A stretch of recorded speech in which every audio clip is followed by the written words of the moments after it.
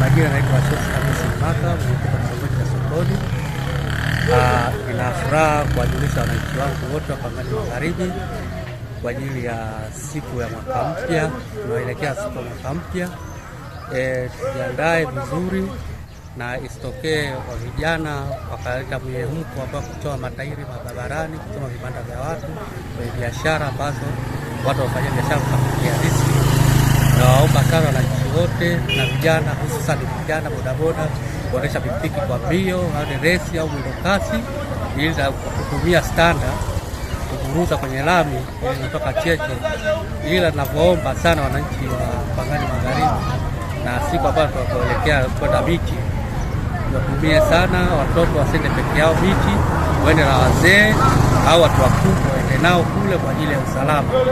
Isitokea mtoto aende peke yake kwenye matembezi, lazima kisha mtu mzima awepo.